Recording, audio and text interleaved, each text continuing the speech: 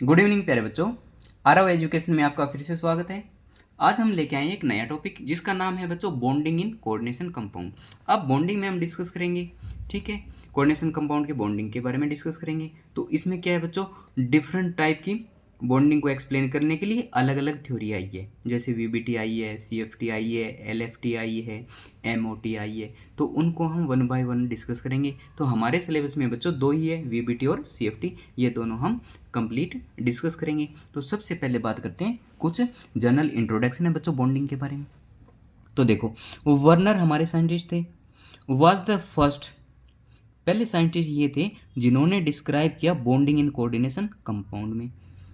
अगर पूछे भी सबसे पहले साइंटिस्ट कौन थे जिन्होंने कोऑर्डिनेशन कंपाउंड की बॉन्डिंग को डिस्कस किया, तो हो जाएंगे हमारे एल्फ्रेड वर्नर, ठीक है। But fail to explain some basic question, लेकिन ये कुछ बेसिक क्वेश्चन को एक्सप्लेन नहीं कर पाए बच्चों, ठीक है। बेसिक क्वेश्चन कैसे, जैसे directional nature of bond, bond है वो, उसका नेचर क्या रहेगा, डायरेक्शनल, ठीक है। इस चीज़ को एक्सप्लेन नहीं कर पाए। मैग्नेटिक प्रॉपर्टी को एक्सप्लेन नहीं कर पाए। ऑप्टिकल एक्टिविटी को ये एक्सप्लेन नहीं कर पाए, इसलिए ये क्या हो गए बच्चों, फेल हो गए। तो कहता जी थ्योरी कब आती है, जब पुरानी चीज़ों को एक्सप्लेन नहीं कर पाता, ठीक है। तो नए साइंटिस्ट आते हैं, वो उस चीज़ पे काम करते हैं, उसको क्या करते हैं, एक्सप्लेन करते हैं अच्छे से, ठीक है। अगर उनसे नहीं हुआ तो फिर आगे आएगा, जो आगे वाली थ्योरी आएगी वो पीछे वाले की फेलियर को एक्सप्लेन करती है बच्चों। जैसे अब वर्नर के किस क्वेश्चन का आंसर नहीं दे पाया वो, अब इसके क्वेश्चन का आंसर कौन देगा, वीबीटी आएगी। और जो वीबीटी की लिमिटेशन थी उसको कंप्लीट कौन करेगा, सीएफटी करेगा। तो ये बात आपको याद रखनी है बच्चों। तो ये देखो, many approach have been put forth, many approach have been put forth to explain the nature of bonding in coordination compound. बहुत सारी अप्रोच आई है, और वो अप्रोच कौन कौन सी हमारी, वीबीटी है बच्चों, valence bond theory, valence bond theory है, ये बैंड नहीं है बच्चों, याद रखना, ठीक है। सीएफटी का मतलब क्रिस्टल फील्ड थ्योरी। एलएफटी होती है बच्चों लीगेंड फील्ड थ्योरी। और फोर्थ है अपनी एमओटी, मोलिकुलर ऑर्बिटल थ्योरी। तो ये लास्ट की दो थ्योरी हम डिस्कस नहीं करेंगे बच्चों, हमारे एनसीईआरटी सिलेबस में नहीं है। एनसीईआरटी सिलेबस में सिर्फ कोऑर्डिनेशन में दो ही है, वो हमारी वैलेंस बॉन्ड थ्योरी और सीएफटी। तो इस चैप्टर के अंदर हम सिर्फ इन दो थ्योरियों के बारे में डिस्कस करेंगे, वीबीटी और सीएफटी। तो देखो, सबसे पहले बात करते हैं हम बच्चों, हम वीबीटी के बारे में। तो वीबीटी ने कुछ एक अपनी अजम्पशन है वो मान के चला है बच्चों। तो देखो, some important point to be remember, आपको याद रखनी है क्या, भी मेटल एटम है ना, वो अपने यूज करेगा ऑर्बिटल डी के यूज करेगा n-1 डी, ns यूज करेगा, और np ऑर्बिटल आपका यूज करेगा हाइब्रिडाइजेशन के लिए। इन ऑर्बिटल को ये क्या करेगा बच्चों, हाइब्रिडाइजेशन के लिए यूज करेगा, ठीक है। जब ये ऑर्बिटल मिक्स होंगे बच्चों, तो नए सेट ऑफ ऑर्बिटल बनेंगे जिनकी एनर्जी इक्वल होगी, ठीक है। उनकी डिफाइनाइट ज्योमेट्री होगी, नए ऑर्बिटल बनेंगे। जैसे आपने दो ऑर्बिटल को मिक्स किया बच्चों, तो दो ही नए बनेंगे, ठीक है। तीन को मिक्स किया है तो तीन ही नए बनेंगे, ठीक है। Such as octahedral, tetrahedral and square planar. तो ये हम डिस्कस करेंगे बच्चों वन बाय वन, ठीक है। आप कहते हैं जी, सेकंड पॉइंट देखो, these hybrid orbital are allowed to overlap. जो मेटल के हाइब्रिड ऑर्बिटल है उनको हम अलाउ करेंगे भी ऑर्बिटल, लिगेंड के ऑर्बिटल के साथ ये क्या करें, ओवरलैप करें। जब ओवरलैप करेंगे तो आपकी क्या होगी बच्चों, बॉन्डिंग होगी, ठीक है। ओवरलैप करेंगे मेटल के ऑर्बिटल और लिगेंड के ऑर्बिटल, तो बॉन्डिंग होगी। अब यही पॉइंट सबसे इंपॉर्टेंट है बच्चों, वीबीटी में क्या होती है, ओवरलैपिंग होती है। क्या होती है, ओवरलैप होती है ऑर्बिटल्स की, मेटल के ऑर्बिटल्स और लिगेंड के ऑर्बिटल, यही इंपॉर्टेंट पॉइंट है बच्चों, बस, ठीक है। आप देखो, हमारे पास क्या है, ये कोऑर्डिनेशन नंबर है बच्चों, ये टाइप ऑफ हाइब्रिडाइजेशन है, और ये है ज्योमेट्री। अगर कोऑर्डिनेशन नंबर हमारा 4 है तो ज्योमेट्री हमारी, सॉरी, हाइब्रिडाइजेशन क्या हो सकती है, एक SO और 3 PO, sp3। अगर sp3 है तो ज्योमेट्री टेट्राहेड्रल रहेगी बच्चों। अगर आपके पास कोऑर्डिनेशन नंबर 4 है और हाइब्रिडाइजेशन dsp2 है तो ज्योमेट्री रहेगी बच्चों स्क्वायर प्लेनर, ठीक है। अगर आपके पास कोऑर्डिनेशन नंबर 5 है, ज्योमेट्री रहेगी sp3d, और नाम हो जाएगा बच्चों ट्राइगोनल बाइपिरामिडल ज्योमेट्री का, हाइब्रिडाइजेशन sp3d और ट्राइगोनल बाइपिरामिडल, जिसको हम TBP बोलते हैं, TBP। ठीक है, अब कहता है जी कोऑर्डिनेशन नंबर आपका 6 है, दो कोऑर्डिनेशन नंबर है आपकी 6 है। तो हाइब्रिडाइजेशन अलग अलग होती है बच्चों इसकी। एक होती है sp3d2, ये डी बाहर वाले यूज हो रहे हैं बच्चों, तो लिखेंगे sp3d2 ऑक्टाहेड्रल रहेगा। ठीक है, डी बाहर का यूज हो रहा है तो लिख देंगे हम आउटर ऑक्टाहेड्रल कॉम्प्लेक्स। अब यहाँ पे क्या है, डी अंदर वाला यूज हो रहा है, D2sp3 डी अंदर वाला यूज हो रहा है, तो इसको लिख देंगे बच्चों इनर ऑर्बिटल कॉम्प्लेक्स या इनर ऑक्टाहेड्रल कॉम्प्लेक्स। तो ये तो थे बच्चों हमारा coordination type of hybridization geometry के बारे में। अब हम बात करते हैं बच्चों, इसके बाद आता है इंपॉर्टेंट हमारा सम इंपॉर्टेंट क्वेश्चन है बच्चों, पॉइंट उतने ही डिस्कस करने हैं, हमें कुछ ज़्यादा डिस्कस नहीं करना। ठीक है, तो ये देखो बच्चों इंपॉर्टेंट एग्जाम्पल है। सबसे पहले एग्जाम्पल है CONS363 पॉजिटिव। अब याद रखना बच्चों, अगर कोबाल्ट 3 पॉजिटिव में तो अमोनिया आपका स्ट्रॉन्ग लिगेंड होगा। अब स्ट्रॉन्ग लिगेंड कौन सा होता है बच्चों, जो मेटल के ऑर्बिटल्स है ये। ठीक है, मेटल के ऑर्बिटल है, इसमें इलेक्ट्रॉन है, जो अनपेड इलेक्ट्रॉन है ना उनको पेयर करवा देता है स्ट्रॉन्ग लिगेंड। इसका मतलब स्ट्रॉन्ग लिगेंड क्या होगा, जो ऑर्बिटल के अंदर इलेक्ट्रॉन है उनको क्या करवा देगा, पेयर करवा देगा। तो देखो अब यहाँ पे देखो कोबाल्ट की ऑक्सीडेशन स्टेट कितनी है, +3 है। ठीक है, तो कोबाल्ट +3 क्या होता है 3d6, यानी डी के अंदर 6 इलेक्ट्रॉन है, 1 2 3 4 5 और 6। ठीक है, अब अमोनिया अपना क्या है, स्ट्रॉन्ग लिगेंड है, तो क्या करेगा, इनको पेयर करवा देगा, ये यहाँ आ जाएगा और ये यहाँ जाएगा। 6 है तो मुझे 6 ऑर्बिटल खाली चाहिए। ठीक है, ऑक्टाहेड्रल है तो डी के तो 2 खाली चाहिए, एक एस का और 3 पी का। तो एस और पी तो खाली है लेकिन डी के 2 चाहिए, तो स्ट्रॉन्ग लिगेंड है अमोनिया, तो इलेक्ट्रॉन को पेयर करवा देता है, तो ये 2 खाली हो जाते हैं बच्चों। अब आता है अमोनिया, अपने 2 इलेक्ट्रॉन लेके एक इस ऑर्बिटल में डाल देता है इलेक्ट्रॉन, एक इसमें डाल देता है और 4 ये ऑर्बिटल खाली है एस के और पी के, तो 4 इसमें आ जाता है, तो टोटल 6 अमोनिया मॉलिक्यूल कोबाल्ट के पास में आ जाते हैं। ठीक है, तो यहाँ पे देखो हाइब्रिडाइजेशन क्या होगी, डी के 2 है, एक एस का है और पी के 3 है, तो हाइब्रिडाइजेशन हो जाएगी बच्चों D2sp3। अगर ऐसा है हमारे पास तो ये देखो कुछ एक पॉइंट अब हम डिस्कस करेंगे। हाइब्रिडाइजेशन हमने निकाल ली, देखो now all the electron in orbitals are paired, ये हमने देख लिया, सभी इलेक्ट्रॉन क्या है बच्चों, पेयर में है। अगर पेयर में है तो इसका मतलब नेचर क्या रहेगा, डायमैग्नेटिक इन नेचर रहेगा, तो जो ऊपर वाला कॉम्प्लेक्स है वो डायमैग्नेटिक इन नेचर हो गया। ठीक है, अब देखो सेकंड बात करते हैं बच्चों लो स्पिन। लो स्पिन क्यों है, क्योंकि यहाँ स्पिन की वैल्यू देखो क्या है, जो एक स्पिन है वो +½ है और दूसरी क्या है -½ तो क्या हो गई बच्चों 0 हो गई। तो यहाँ पे भी 0 है, यहाँ पे भी 0, यहाँ पे भी 0, तो सभी के केस में स्पिन की वैल्यू क्या है 0 है। 0 है तो मतलब स्पिन आपकी लो हो गई, तो क्या बोलेंगे लो स्पिन कॉम्प्लेक्स।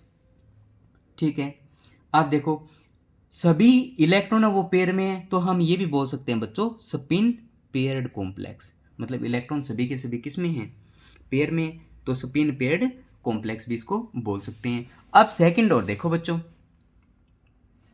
जिसके अंदर है वो लिगेंड आपका वीक हो तो उसके केस में कुछ अलग पॉइंट्स होंगे। तो ये देखो हमने यहाँ पे लिख रखा है बच्चों, फ्लोरीन है वो वीक लिगेंड है, सेम वही कोबाल्ट की ऑक्सीडेशन स्टेट 3 है, 6 इलेक्ट्रॉन होंगी। ठीक है, अब ये फ्लोरीन वीक लिगेंड है बच्चों, तो इन इलेक्ट्रॉन को ये पेयरिंग नहीं करवा पाता। ठीक है, तो अब जो ऑर्बिटल आपकी यूज होगा वो बाहर का डी यूज होगा। ठीक है, तो ये देखो 4s 4p और 4d बाहर का डी ऑर्बिटल यूज होगा, और डी अपने को 2 ही चाहिए। ठीक है, तो एक s का ये यूज हो गया, 3 p के यूज हो गए और 2 d के ये यूज हो गए, तो हाइब्रिडाइजेशन क्या हो जाएगी sp3d2, तो ये हो गई बच्चों हाइब्रिडाइजेशन sp3d2। ठीक है, तो अब देखो अब डी हम बाहर वाला यूज कर रहे हैं बच्चों। ठीक है, तो इसके लिए कुछ कंक्लूजन निकाला हमने, क्या डी बाहर वाला यूज है तो हो जाएगा आउटर ऑर्बिटल कॉम्प्लेक्सेस, क्योंकि डी के ऑर्बिटल वो बाहर वाले हैं बच्चों, तो इसलिए हम बोल देंगे आउटर ऑर्बिटल कॉम्प्लेक्स। आप देखो spin, high spin complex, spin की वैल्यू देखो, इसके केस में तो बच्चों 0 आ गई क्योंकि पेयर है, इसके केस में क्या आ गई +1/2 +1/2 +1/2 +1/2, तो कितने हो गए ये 4/2, यानी कि स्पिन कितनी आ गई आपके पास 2, तो स्पिन ज़्यादा हो गई, वहाँ पे स्पिन 0 थी तो लो स्पिन था, यहाँ पे कुछ स्पिन आई है। ठीक है, तो इसका मतलब ये क्या हो गई आपकी हाई स्पिन कॉम्प्लेक्स हो गई। ठीक है, और देखो आपके अनपेड इलेक्ट्रॉन है तो इनको बोलेंगे बच्चों spin free complex, spin free complex. ठीक है, आप देखो इलेक्ट्रॉन है वो अनपेयर्ड है तो क्या कहलाएगा बच्चों, paramagnetic in nature due to presence of unpaired electron, due to presence of unpaired electron, ये पैरामैग्नेटिक हो जाएगा। तो ये तो था बच्चों ऑक्टाहेड्रल कॉम्प्लेक्स, जिसमें एक लिगेंड स्ट्रॉन्ग था और एक अपना वीक था। अब बात कर लेते हैं हम बच्चों tetrahedral and square planar complex की, एक एक एग्जाम्पल उनके बारे में डिस्कस कर लेते हैं। तो ये सबसे पहले ये देखो बच्चों, NiCl4 2 नेगेटिव, तो बच्चों Cl आपका वो वीक लिगेंड है, इलेक्ट्रॉन की पेयरिंग नहीं करवा पाएगा।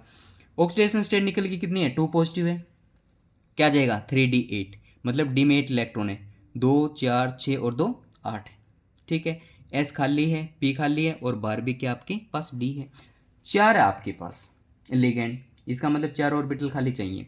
तो देखो क्लोरीन है वो वीक लिगेंड है, इन इलेक्ट्रॉन को पेयर नहीं करवा पाएगा बच्चों, तो ऑर्बिटल बार वाले यूज करेगा, 4 यूज करने हैं टोटल, तो 1 2 3 4, ये 4 यूज कर लेगा, यानी कि 1 क्लोरीन यहाँ जाएगा और 3 क्लोरीन आपकी यहाँ जाएगी, तो sp3 हाइब्रिडाइजेशन हो जाएगी। तो कंक्लूजन क्या निकालेंगे, हाइब्रिडाइजेशन क्या हो गई, sp3 हो गई। sp3 किसके लिए होती है, अभी हमने पढ़ा कोऑर्डिनेशन नंबर 4 है और sp3 हाइब्रिडाइजेशन है, तो टेट्राहेड्रल ज्योमेट्री होगी बच्चों। और इलेक्ट्रॉन देखो क्या है, अनपेयर्ड है, तो पैरामैग्नेटिक इन नेचर हो जाएगा। आया बच्चों समझ में, कोई डाउट, ठीक है ये मिस्टेक समझो, इसको आप इग्नोर करना, ठीक है। तो ये तो था मेरे पास वीक लिगेंड। अब हम एक बात करते हैं बच्चों स्ट्रॉन्ग लिगेंड की। देख मेरे पास क्या है, ठीक है, NiCO4 है, ये tetrahedral but diamagnetic in nature है। सभी बच्चे कमेंट करके बताओ भी ये बात ट्रू है या फॉल्स है, कमेंट जरूर करना प्यारे बच्चों, ठीक है। तो इससे मेरे को लगेगा भी जो मैं पढ़ा रहा हूँ वो आपको समझ में आ रहा है, ठीक है। अच्छा अब आगे देखो, NiCN4 2 नेगेटिव है बच्चों, तो आपका CN है वो स्ट्रॉन्ग लिगेंड है, स्ट्रॉन्ग लिगेंड वही इलेक्ट्रॉन को पेयर करवा देगा। तो देखो 2 पॉजिटिव ऑक्सीडेशन स्टेट है इसकी, ठीक है, तो निकल 3d8 होता है 2 पॉजिटिव में, तो देखो 2 4 6 और 2 8 हो गए। CN स्ट्रॉन्ग लिगेंड है तो इस इलेक्ट्रॉन को यहाँ भेज देता है बच्चों, ठीक है। तो ये ऑर्बिटल एक खाली हो गया, इसका मतलब एक CN तो यहाँ जाएगा, एक CN आपका यहाँ जाएगा, एक CN यहाँ जाएगा और एक CN यहाँ, टोटल 4 ऑर्बिटल चाहिए, ये हो जाएंगे। तो एक तो बच्चों D का यूज़ हो गया हमारा, एक हमारा S का यूज़ हो गया और 2 हमारे P के यूज़ हो गए। तो इन सभी को जब हम कंबाइन करेंगे तो हमारा क्या बनेगा, DsP2, क्या बनेगी बच्चों, DsP2। अब मैंने बताया अगर DsP2 हाइब्रिडाइजेशन है तो ज्योमेट्री आपकी क्या रहेगी बच्चों, स्क्वायर प्लेनर। हाइब्रिडाइजेशन क्या आ गई, DsP2, ठीक है, स्क्वायर प्लेनर आपका क्या हो गया, ज्योमेट्री हो गई, ठीक है। अब ये डायमैग्नेटिक होगा, पैरामैग्नेटिक, ये देखो यहाँ पे भी पेयर में इलेक्ट्रॉन है, यहाँ पे भी पेयर में है, यहाँ पे भी पेयर में है, यहाँ पे भी पेयर में है, और जो CN आया है वो तो इलेक्ट्रॉन पेयर में ही लेके आया बच्चों, तो कोई इलेक्ट्रॉन फ्री नहीं है, तो इसका मतलब ये डायमैग्नेटिक इन नेचर होगा बच्चों, ठीक है। एक इंपॉर्टेंट पॉइंट देखो बच्चों क्या है मेरे पास, ये काफ़ी इंपॉर्टेंट पॉइंट है बच्चों, hybrid orbital do not exist actually, वास्तव में हाइब्रिड ऑर्बिटल नाम की कोई चीज़ होती नहीं है बच्चों, ठीक है, but it is a mathematical manipulation है। ये हाइब्रिड ऑर्बिटल क्या है, mathematical manipulation of wave equation की, ठीक है। तो ये पॉइंट बच्चों आपके लिए काफ़ी इंपॉर्टेंट है, याद रखना, ठीक है। तो इस वीडियो में बच्चों लास्ट टॉपिक हमारा limitation of VBT।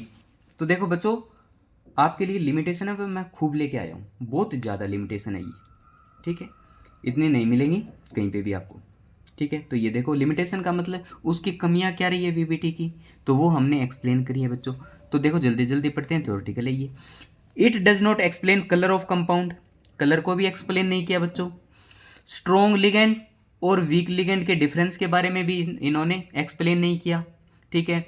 Absorption spectra को भी एक्सप्लेन नहीं किया इन्होंने, मैग्नेटिक प्रॉपर्टी को भी अच्छे से एक्सप्लेन नहीं किया इन्होंने, ठीक है। ना इन्होंने एक्सप्लेन किया भी कुछ कॉम्प्लेक्स है वो इनर ऑर्बिटल होते हैं और कुछ कॉम्प्लेक्स है वो आउटर ऑर्बिटल होते हैं, इस चीज़ को भी एक्सप्लेन नहीं कर पाया, ठीक है। उसके बाद देखो it does not take account the splitting of D energy level, मतलब D वो स्प्लिट हुआ है आपका, ठीक है, वो क्यों हुआ है उस चीज़ को एक्सप्लेन नहीं कर पाया, ठीक है। नेचर ऑफ लिगेंड को एक्सप्लेन नहीं कर पाया, अभी कौन से तो लिगेंड स्ट्रोंग हो गए आपके और कौन से आपके वीक होंगे, उस चीज को भी ये एक्सप्लेन नहीं कर पाया। ठीक है, 7th पॉइंट देखो बच्चों, it could not explain the nature of ligand. ठीक है, 8th पॉइंट देखो, it could not explain why the pairing of electron occur in presence of strong ligand. अभी हमने पढ़ा है बच्चों, भी स्ट्रॉन्ग लिगेंड था, उन्होंने मेटल के ऑर्बिटल्स के अंदर जो इलेक्ट्रॉन थे उनको पेयर करवा दिया था। ठीक है, और बट वीक है वो पेयर नहीं करवा पाया। तो ये कहता है जी भी स्ट्रॉन्ग के केस में पेयरिंग क्यों हो रही है, इस चीज को वीबीटी एक्सप्लेन नहीं कर पाई। ये कहते हैं जी मेरे को नहीं पता भाई साहब, भी स्ट्रॉन्ग के केस में पेयरिंग क्यों हो रही है और वीक के केस में पेयरिंग नहीं हो रही। ठीक है, नेक्स्ट पॉइंट देखो, it could not explain reaction rate. भी रिएक्शन स्लो होगी या फास्ट होगी, उसके रेट के बारे में ये एक्सप्लेन नहीं कर पाया। ठीक है, और कॉम्प्लेक्स रिएक्शन के मैकेनिज्म के बारे में भी एक्सप्लेन नहीं कर पाया। ये भी मैकेनिज्म क्या रहेगा, ठीक है, कैसे बनाई।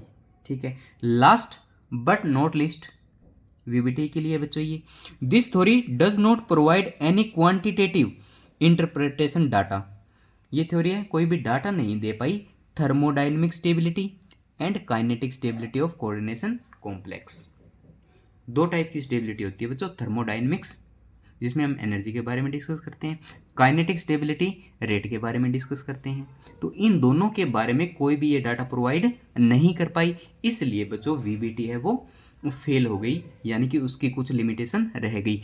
अब इन वीबीटी की लिमिटेशन को दूर करने के लिए बच्चों हमारी आती है सीएफटी, वो पढ़ेंगे हम नेक्स्ट लेक्चर में। तो आई होप ये वीडियो आपको पसंद आई होगी। तो चैनल को बच्चों ज़रूर सब्सक्राइब करें और लाइक भी ज़रूर करें, और जो आपको होमवर्क दिया है उस होमवर्क का कमेंट ज़रूर करें बच्चों। ठीक है, थैंक यू सो मच।